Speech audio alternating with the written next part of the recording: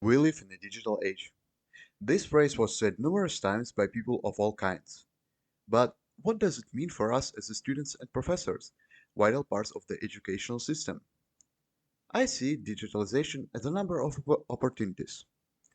With the internet, we now have the opportunity to study and teach online, find vital information, cooperate in research, and demonstrate social activism. Students and activism are often connected in minds of people.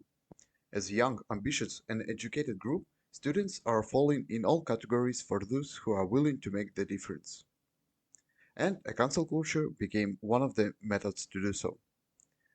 In this video, I will not discuss any cases, details of them, or if they were justifiable.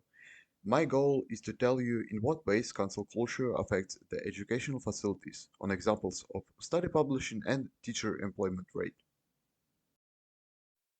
It's rather hard to pinpoint the exact time and place where it emerged. It's generally believed to branch out from call-out culture, a social movement that aimed to create public resonance about misbehavior or harassment for some person. The main difference between them is that cancel culture aims for immediate exile of the person, socially and economically. Simply speaking, cancel culture falls into the description of ostracism. Ostracism isn't new neither for people nor primates in general. We, as a social creatures, was exiling members of our group for unacceptable behavior for centuries. But cancel culture is a unique example of newly founded digital ostracism. And since we live in digital age, we all may be affected by it. You probably heard about at least one case of cancel culture in higher education. And you can find actually a lot of them if you search deep enough. The cases vary between themselves in reason and people involved, but in all of them it was the end of their academic career, both for students and professors, as well as for some scientists. And from that you would assume that cancel culture makes a great deal. After all, the fear that their own words can be put against them may create unnecessary pressure on students, teachers, and researchers. I believe that a lot of people assume that employees in educational facilities would consider another alternative to career in higher education. This for sure may lead to a downfall in productivity of facilities, right? The truth is, however, less extreme, but deeper than you might expect. Apparently, there is no statistical data supporting all those claims I said before. The amount of scientific literature steadily grows every year. The amount of employed secondary school teachers is all-time high as well.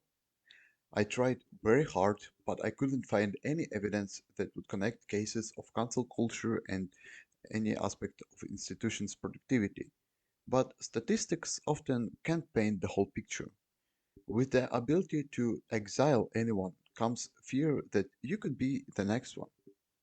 In her opinion article in New York Times, Emma Kemp reflected on her experience as college student.